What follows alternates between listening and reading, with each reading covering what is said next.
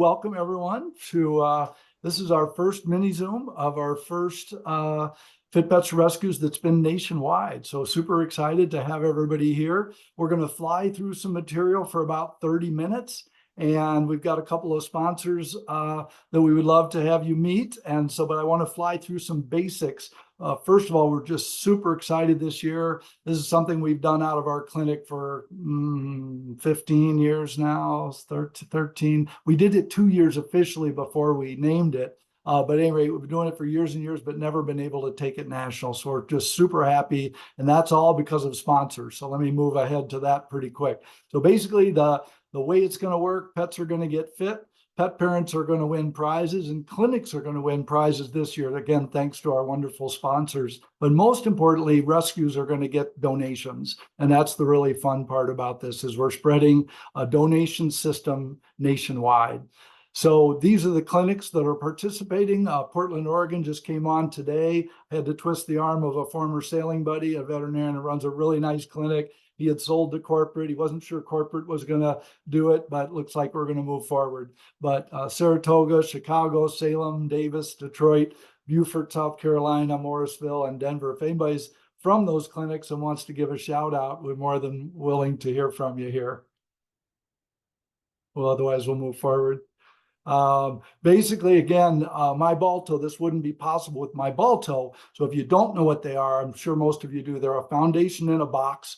And basically, they will allow a clinic to have a GoFundMe, in need reservoir for a client that can't afford it, and the ability to transfer our money all over the country to different rescues. So the clinic that's participating chooses a MyBalto account. They choose the rescue. They use a MyBalto account. And that way we can track the funds, reward clinics on how much that is donated, and make sure that money gets there. And they cut us a deal. It's a minimum of a 10% admin fee. So we're delighted to be partnered and powered by them. And then Tiki Cat is our platinum sponsor, Purina Veterinary Diets, silver. Thank you, Al, as voice via Chris Griffey Memorial, and then a whole slew of bronze sponsors, and then some additional prizes. And prizes seem to be what people really like and motivate them. So I've had clients say, well, Dr. Ken, you've been telling me about this, and I really want to win that that food or that feeder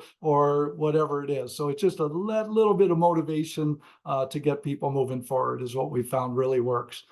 Let's see. So I want to start this out with a really quick video. Some of you have seen this, but I want everybody to make sure you do.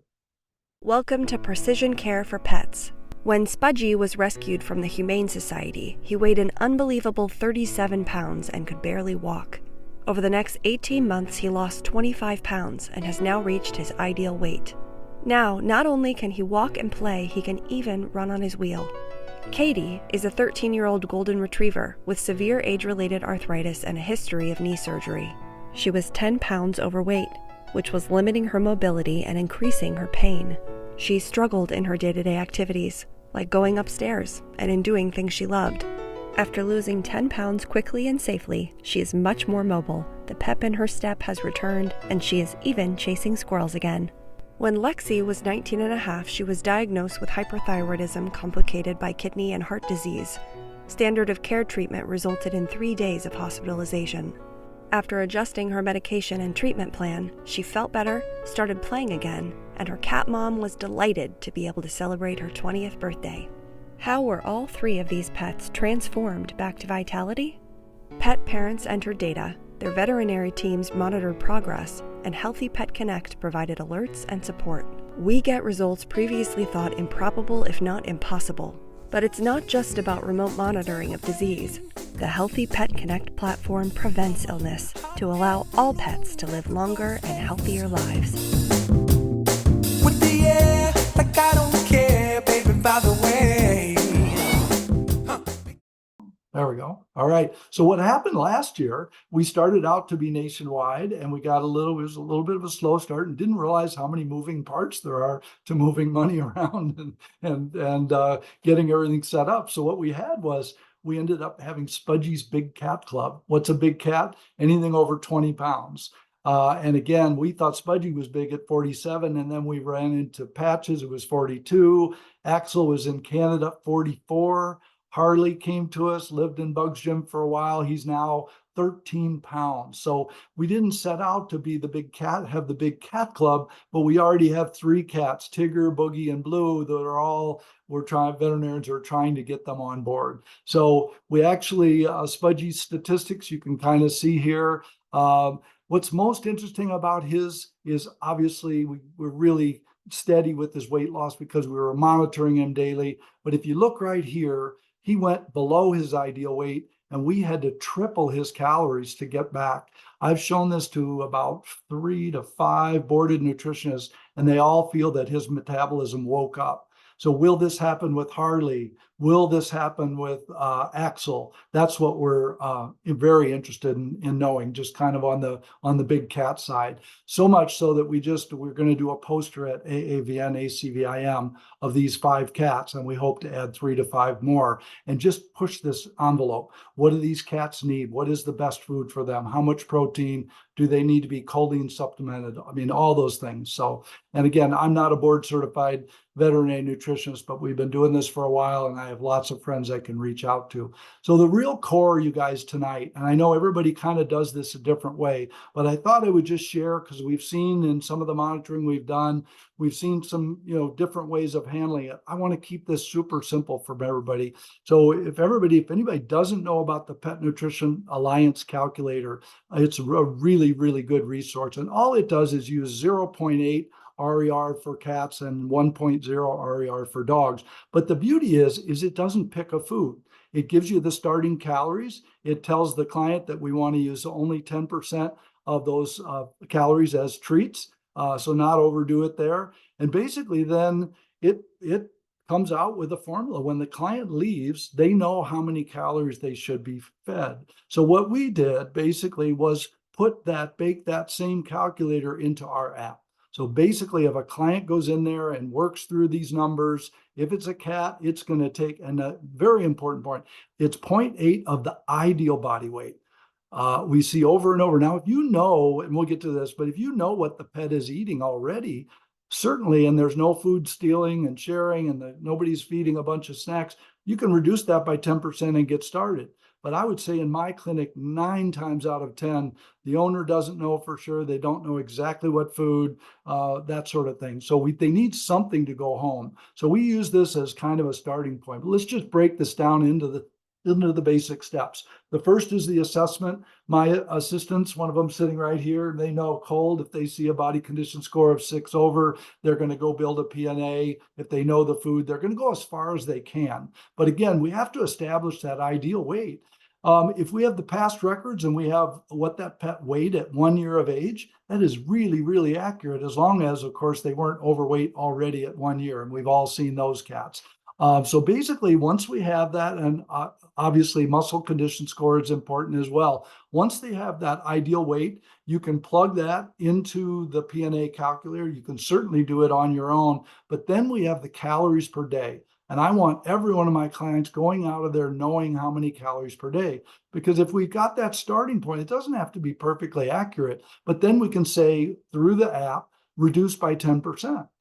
There's a couple issues with cats, with they're being fed such a small amount, they really should be using a food scale. Dogs certainly can use cups, but basically then they need an accurate scale at home.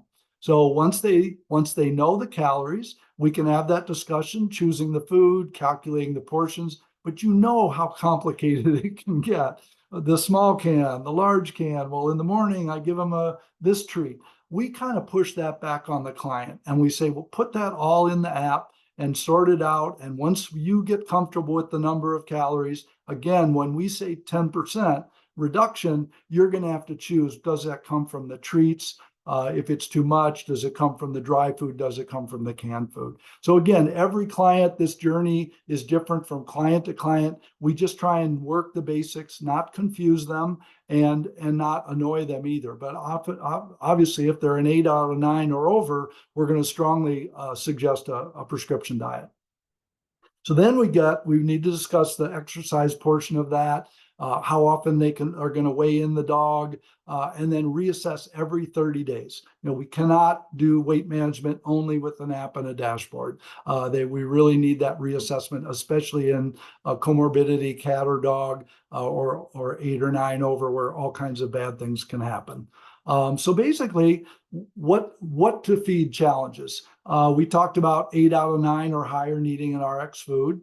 Wet versus dry, this is a huge issue in cats, right? We all would love to feed wet food, but there's kind of some economic issues there, especially if somebody has 4, 5, 6 cats and they just can't do it. But satiation level, many people feel that a cat is much more satiated on a canned diet. It's much more like their natural prey.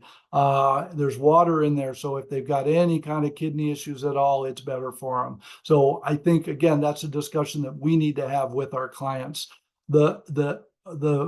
Especially in these big cats, where they're going to be losing weight for 15, 18, even 2 years, the protein level is essential, so we don't go anywhere near hepatic lipidosis, and we don't get choline deficiency and all those sorts of things. So these are not easy questions. I'm just acknowledging that I know that we have to deal with these in the exam room.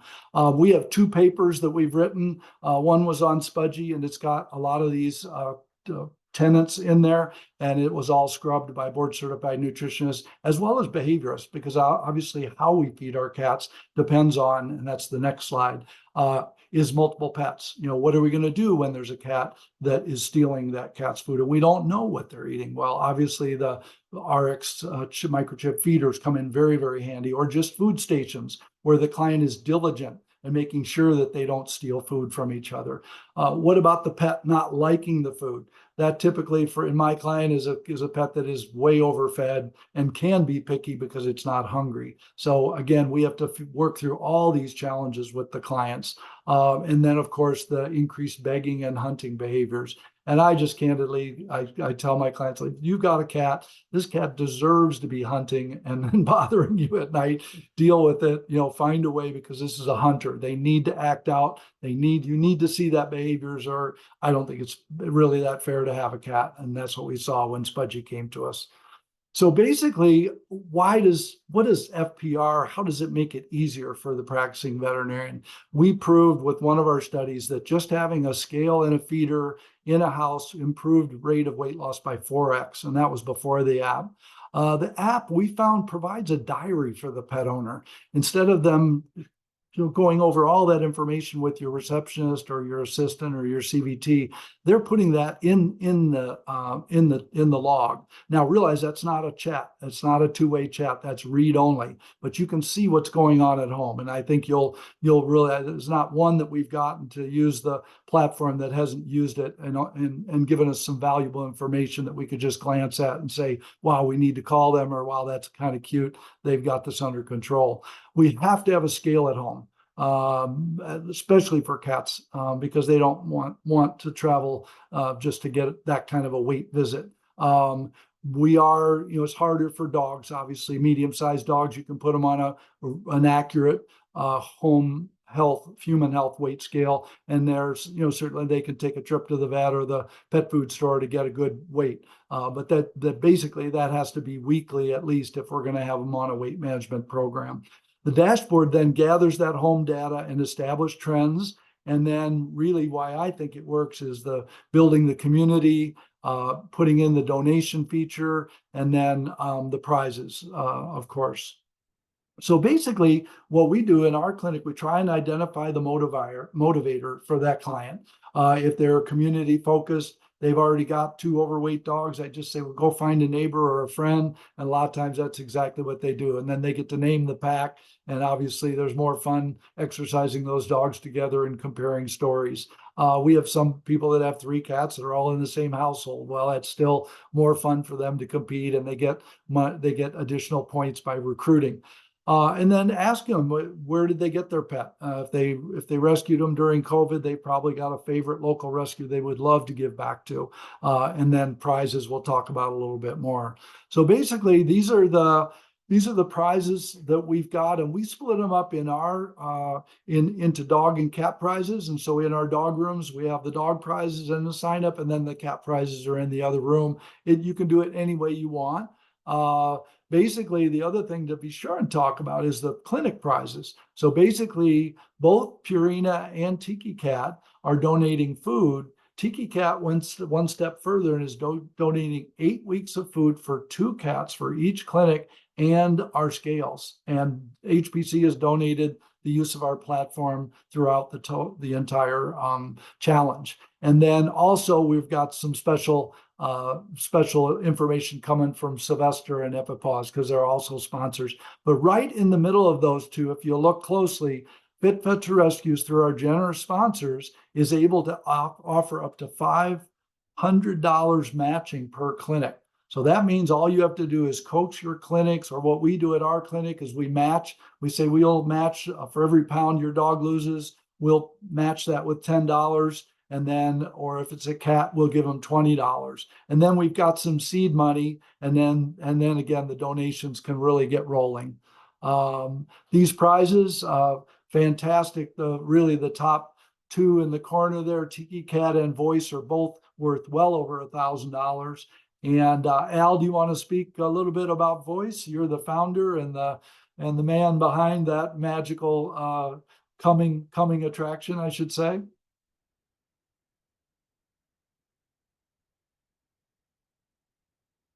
I think you might be on mute. Thanks, Ken. I appreciate it. So Voice is really a comprehensive solution. We don't care what the species or breed is. We have a small sensor that can go on, click, fasten any harness, any collar, or be embedded in the animal's environment. We even have a handheld, like a wand, we call it, that you can scan over the area of interest on the animal.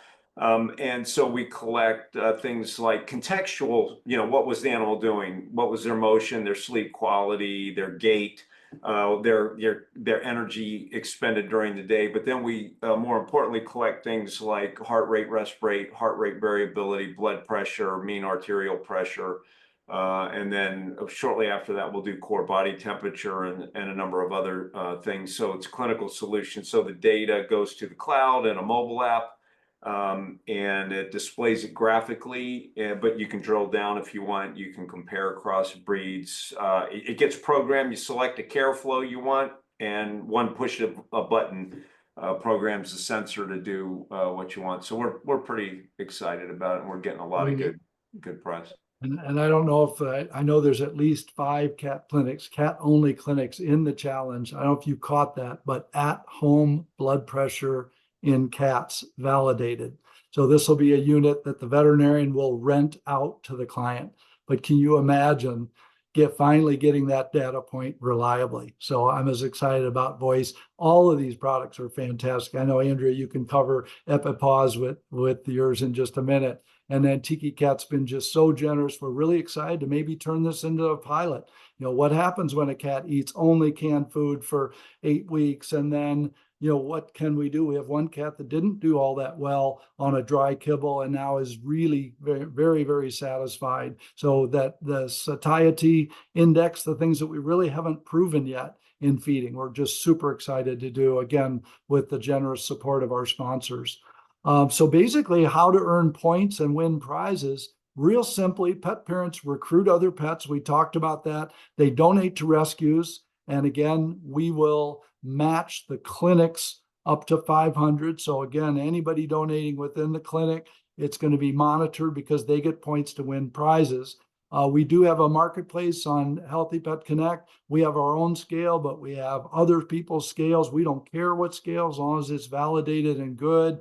We have reliable, just feeders, waters, anything that's just really health focused. We're not going to carry food or anything like that, but really we find many times people don't know which product to trust. And because we've done a lot of testing, we stand behind everything that's on our store. So people can get points for doing that. And then social media engagement. We'll talk about that in just a sec.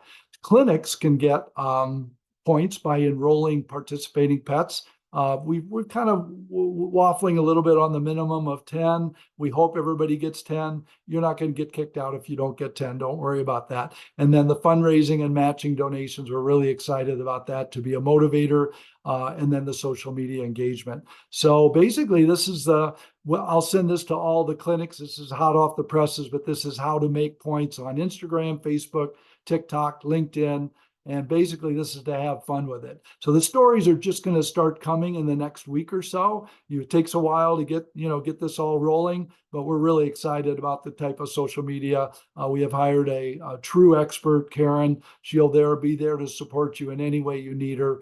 Just reach out to her. So basically, we've got some other upcoming mini Zooms. I promise to keep this under 30 minutes, and miraculously, because I've been speed talking, I think we might be able to do it.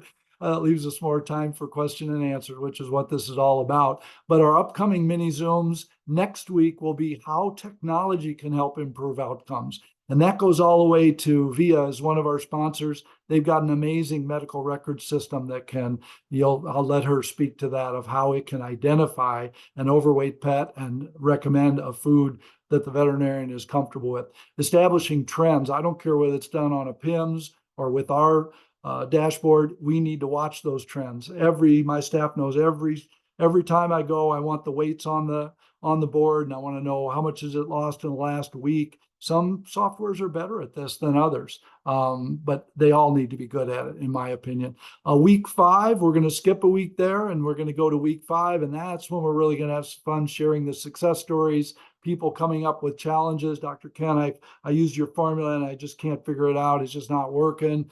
Social media story sharing like Spudgies. We want to have a dozen Spudgie stories by the end of this challenge. And that's what we're really, really excited about.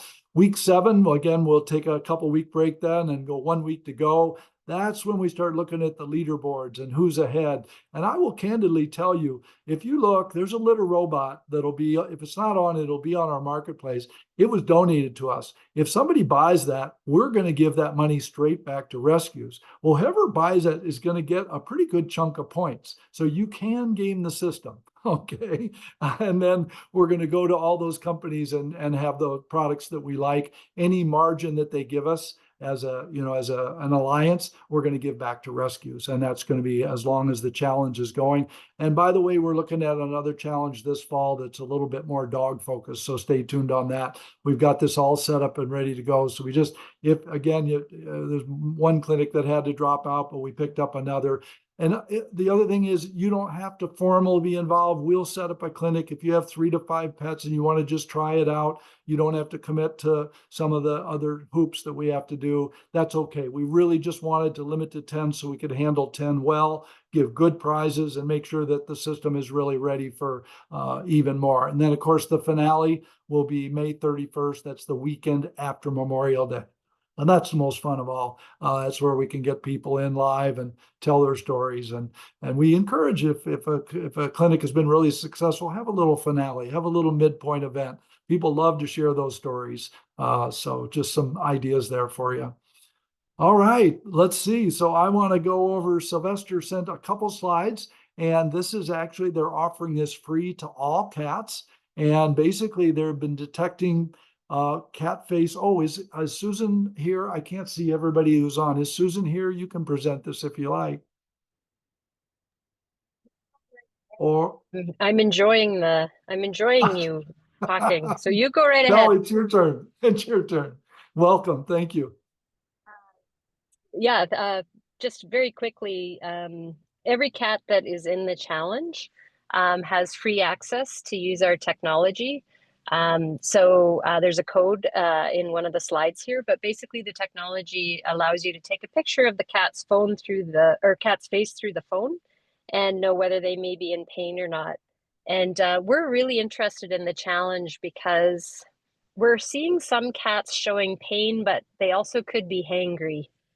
So we're really interested in the data sets that we can create with this challenge. What's really happening with these cats that need to lose weight and how they feel about waiting when they get fed and so on and so forth. So cat caregivers to download it. Yeah, and if people don't know, this is similar but much more advanced than the Grimace scale. So it's science-based for acute pain, but now all the, as you say, Susan, chronic pain and being hangry. And on our app, we also have a mood score.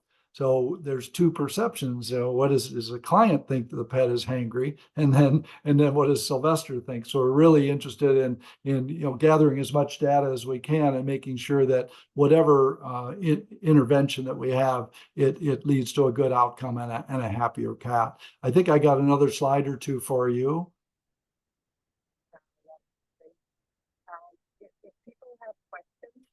Francis is our lead behaviorist, so you can reach out directly to Francis for more information on the tech itself, and then how to use it with the cat caregivers. And Ken's been using it in his clinic, and cat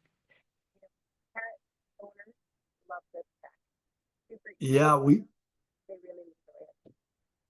you're breaking up a little there, but we used it in post-operative dental extractions, and the clients really, really liked it. And it was peace of mind that we were using enough pain relief.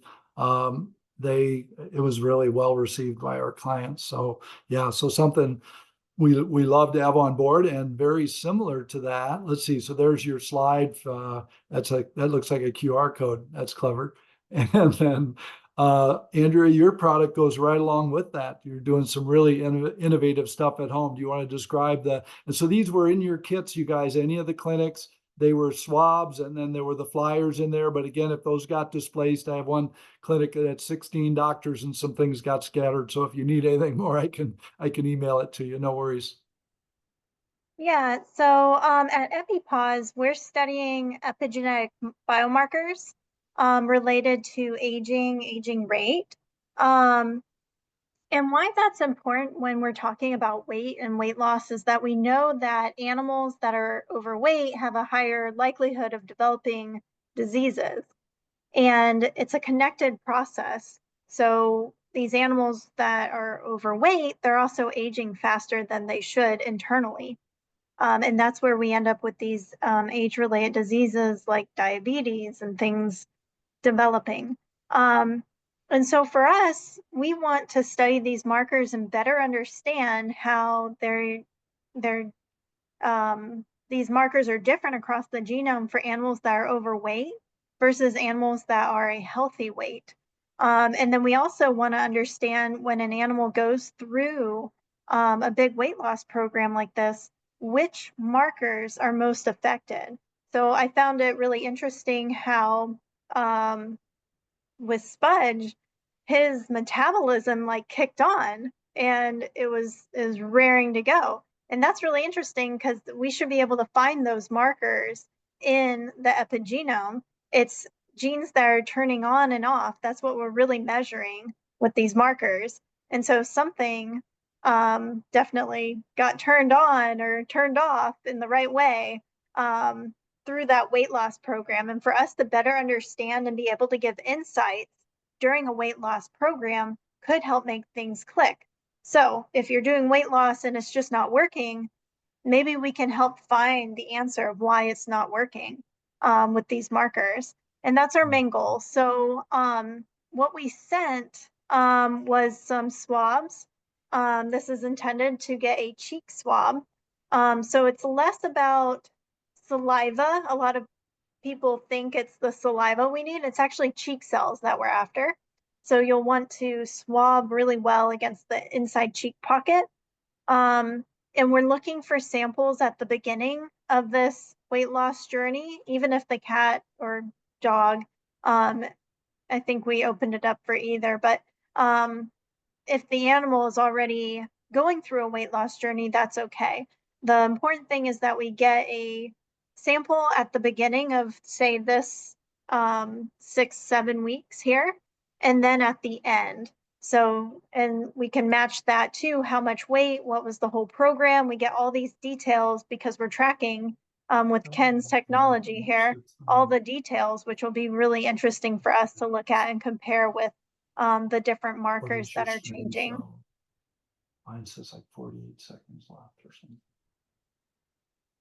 And while Ken's talking to somebody, I'll also plug that we do have, in case you've looked into EpiPause and you're confused about what I'm talking about, these health markers, we do have an age estimation test on the market, which is on our website, and that's for discovering a birthday.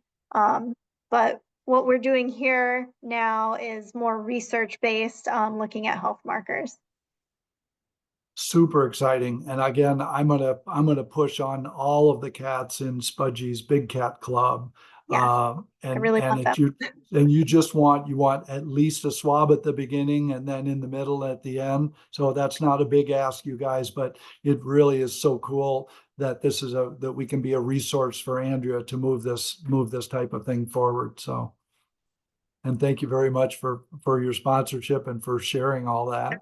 Absolutely. Let's see, what do we got next? I think questions, basically. And this can be anything about the points, how we do our calculations, what we do when a client, won't use the app, or, just anything at all. I'll just open it up to anybody that has any questions. There's no question too small. You see anything in the chat? Don't be shy. Don't be shy.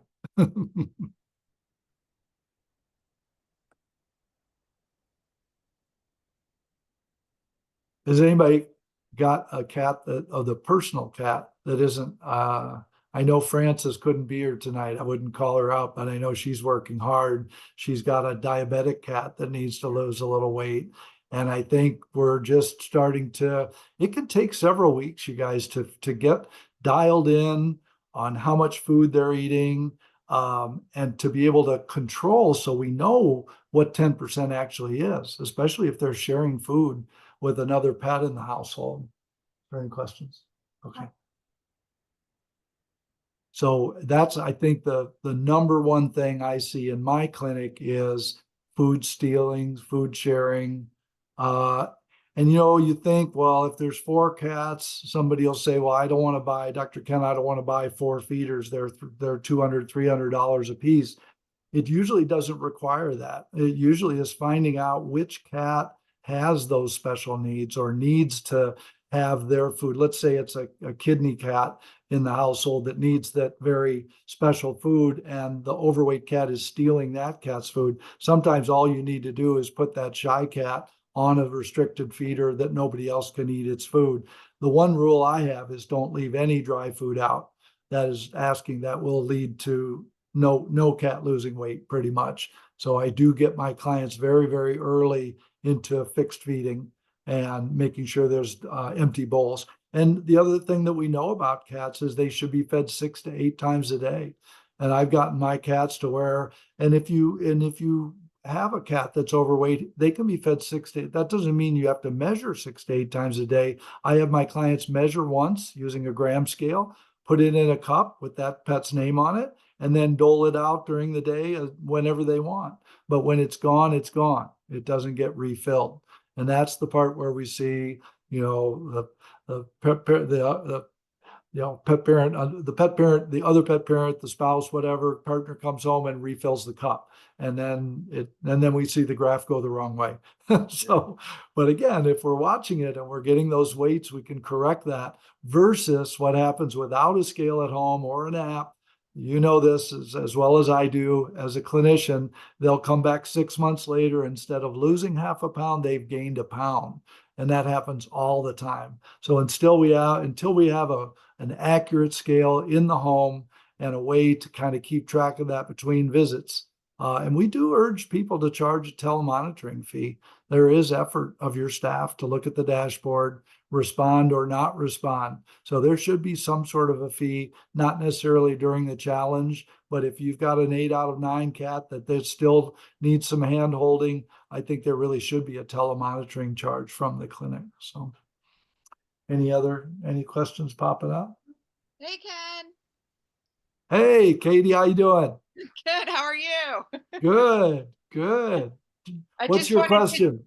Yeah. Well, it was more a chime in to everybody, that, clients that have multiple cats, as someone who has 5 in all different phases of their lives, some that need to lose weight, some that need to gain weight, that using Healthy Pet Connect the app has really made a difference in being able to monitor all of them at once, and has led us to being able to feed, I have different foods in different containers labeled with the names, and we only feed twice a day, but everybody gets fed at the same time in different rooms, and they stay in there until they're done.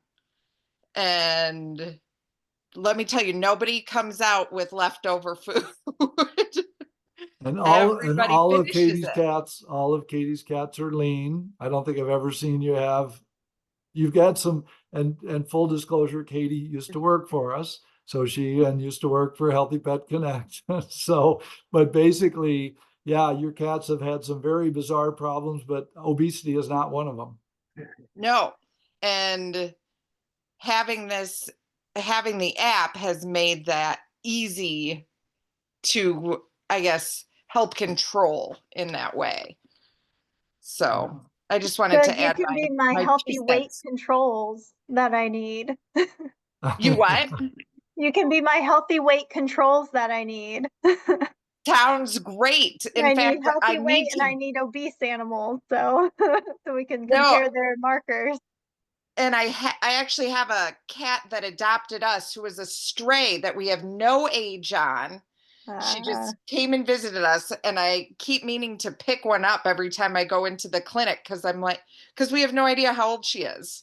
But she's perfectly ideal weight, but no idea how old. Yeah, all right. Yeah.